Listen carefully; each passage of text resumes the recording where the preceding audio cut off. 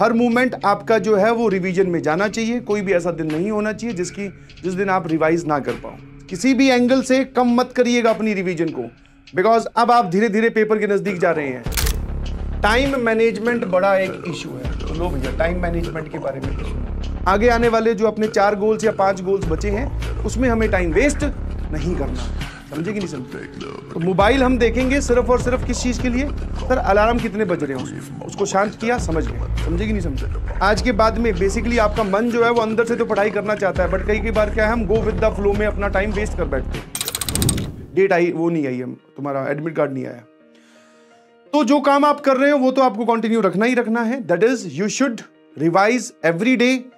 हर movement आपका जो है वो रिवीजन में जाना चाहिए। कोई भी ऐसा दिन नहीं होना चाहिए जिस दिन आप रिवाइज ना कर पाओ, ठीक है? साथ साथ में मैं आपको बहुत जल्द प्रायोरिटी लिस्ट भी दे दूंगा कि सबसे इंपॉर्टेंट चैप्टर्स कौन से हैं, सबसे पहले आपको किसको निपटाना चाहिए।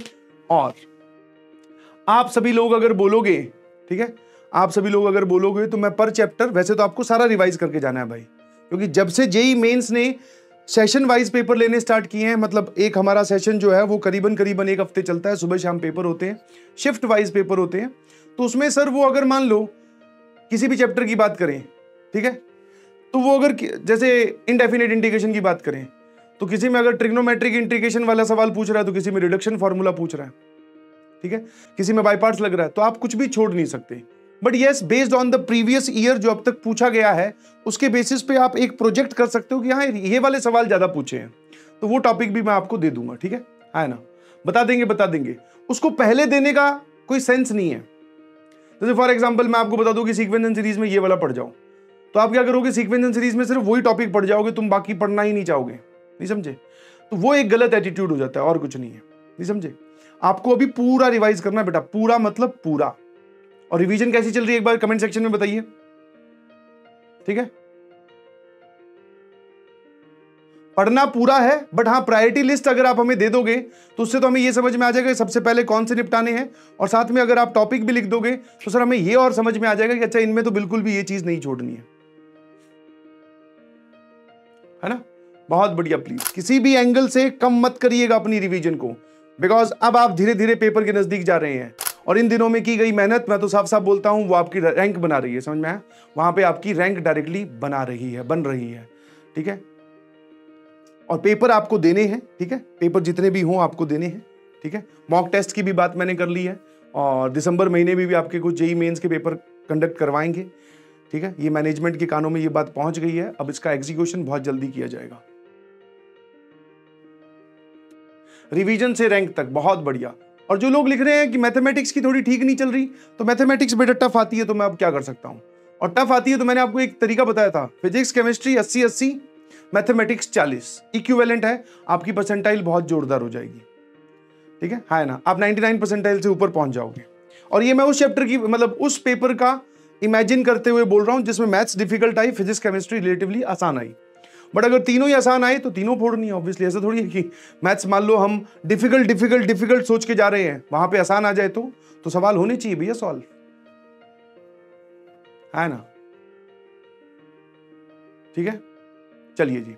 तो कुटुर पुटुर में सर यही हमें एक समझ में आया, मेजरली यही वाला पार्ट है, ठीक है? dx के साथ जो घूम रहा है वो किसका डेरिवेटिव है, उसको हम t बोलते हैं। ये तो बहुत पुरानी बात है, सब्स्टिट्यूशन में भी हमने यही सोचा था।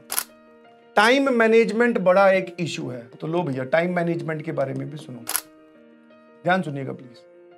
टाइम मैनेजमेंट में सर हमारी दिक्कत आ रही है, दो आपका फिक्स्ड इंटरवल है पूरे दिन में, जो आपके फिक्स्ड स्लॉट्स है, जैसे क्लास का हो गया, तो उसमें तो आप स्क्रीन के आगे आके बैठते हो, ठीक है? फिक्स्ड स्लॉट जो है उसमें आप स्क्रीन के आगे आके बैठते हो, ठीक है? तो मेरे ख्याल से इसमें तो कोई दिक्कत नहीं है किसी को भी। फिक्स स्लॉट हो गया ना, जैसे मैथ्स की क्लास है तो अब आपको यहां से लेकर यहां तक ही आपका टाइम बाउंड हो गया, इतना आपको टाइम इन्वेस्ट करना ही करना है, ठीक है ना? तो फिक्स स्लॉट आपकी क्लास होगी। नेक्स्ट इज, फिर होता है सर डेली गोल।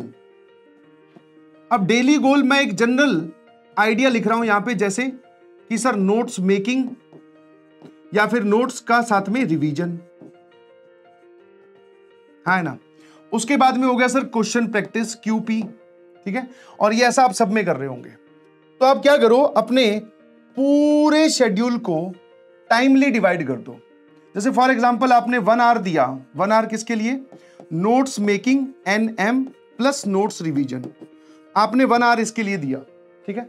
ये 1 आवर का आप अपने मोबाइल में अलार्म लगा लो, ठीक है। मोबाइल में आप क्या लगा दीजिए? ALARAM। फॉर एग्जाम्पल आपने स्टार्ट किया 4 बजे से, लेट्स से, वैसे आप 4 बजे नहीं स्टार्ट करते हो, 4 बजे आपकी क्लास ही चल रही होती है। शाम को मान लो आपने 7 बजे से स्टार्ट किया, 7 से लेकर 8 बजे तक का आप अलार्म लगा लीजिए कि ये काम अपने हिसाब से एक डिसाइड कर लो कि मोटा मोटा मुझे इतना टाइम लगता है, थोड़ा स्पीड में करना है, कि ये काम मुझे इतने देर में हो जाना चाहिए। अलार्म लगा लो, जैसे ही वो अलार्म बजेगा हो सकता है आपका ये 70% काम ही कंप्लीट हुआ हो, ठीक है। अब आपको क्या करना है? वो जो बचा हुआ काम है 30%, वो आपको आने वाले 10 या 15 मिनट में निपटाना है। समझ में आया? तो जैसे जैसे जितने आपके गोल हैं, एक गोल, दूसरा गोल, तीसरा, सर ये तो आपने मैथ्स के हिसाब से लिखा है, सेम हम फिजिक्स में भी करेंगे, फिर सर हम केमिस्ट्री में भी करेंगे, फिर सर हम हो सकता है 5वां हमारे पास में रिवीजन हो। तो डेली आपके पास जो लेफ्ट आउट टाइम है उसको ऐसे बांट लीजिए।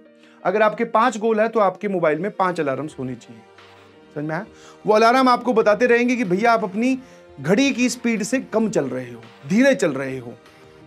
आपका मैथ्स का जो क्वेश्चन प्रैक्टिस वाला काम है वो आपका इतनी देर में हो जाना चाहिए था, बट आप टाइम ज्यादा ले रहे हो, तो वो अलार्म के हिसाब से आपको चलना है, ठीक है। हर एक में 15-15 मिनट का बफर रखिए कि ये वाला काम अगर मुझसे नहीं हुआ तो मैं इसमें 15 मिनट और इन्वेस्ट करूंगा, ठीक है, बस। उसके बाद में गोल चेंज, अलार्म चेंज। समझ में आया? अब नेक्स्ट पार्ट पे आ जाइए। हाँ जी, इसी को ही बोलते हैं टाइम मैनेजमेंट। समझ में आया कि नहीं समझ में आया? इसी को ही बोलते हैं टाइम मैनेजमेंट। वो जो, वरना आप क्या होते हैं, खो जाते हैं। जैसे फॉर एग्जांपल मैथ्स के नोट्स बनाने बैठे या नोट्स रिवाइज करने बैठे, खो गए उसमें। खो गए मतलब या तो सवाल सॉल्व करी जा रहे हैं, लिखे जा रहे हैं, जमा के लिख रहे हैं, या फिर बीच में हमने सर मोबाइल वगैरह चला लिया, डिस्ट्रैक्ट हो गए। तो वो जब अलार्म बजेगा तो आपको ये एक सीधा सीधा हिंट लगेगा कि हाँ, मैंने अपने पूरे टाइम का एक हिस्सा बर्बाद कर दिया। तो इससे क्या होगा? आपके बाकी हिस्से अनइफेक्टेड रहेंगे। आपका मन, अगर आप सच में जेईई एस्पिरेंट हो तो आपका मन बोलेगा कि भाई साहब आगे आने वाले जो अपने 4 गोल्स या 5 गोल्स बचे हैं उसमें हमें टाइम वेस्ट नहीं करना है। समझे कि नहीं समझे? क्या मेरी बात समझ में आई? Yes, do this regular basis पर। मतलब आपके मोबाइल में लेक्चर डाउनलोड हो गया, उसके बाद में एरोप्लेन मोड में भी सर आपका अलार्म जरूर बजता है। तो मोबाइल हम देखेंगे सिर्फ और सिर्फ किस चीज के लिए? सर अलार्म कितने बज रहे हैं उसमें, उसको शांत किया, समझ गए। समझे कि नहीं समझे?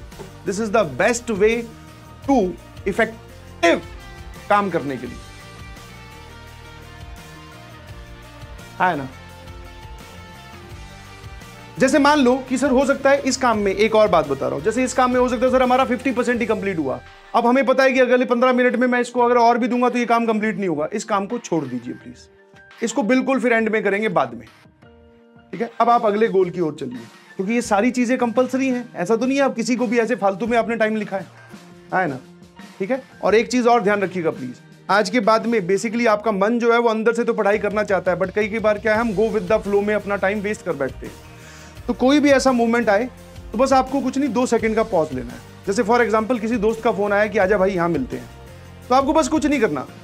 आप अगर पॉज लेके सोचोगे तो अपने आप अंदर से सही जवाब आ जाएगा, अपने आप। किसी मोटिवेशन की जरूरत नहीं है। आप बस अपने आप से ये पूछिए कि क्या यहां पर जाना अभी कंपलसरी है, इससे मेरा भला होगा या टाइम वेस्ट होगा। एक आगे से प्रोजेक्ट करके चलिए बस। उसके बाद में एक मैनिपुलेटिव आंसर अपने दोस्त को दे दो कि भाई बाद में देखेंगे। उठ के आप खाना खाने गए, खाने खाने का आपने टाइम निकाला, पता चला घर पे टीवी चल रहा है, साथ में टीवी देखकर।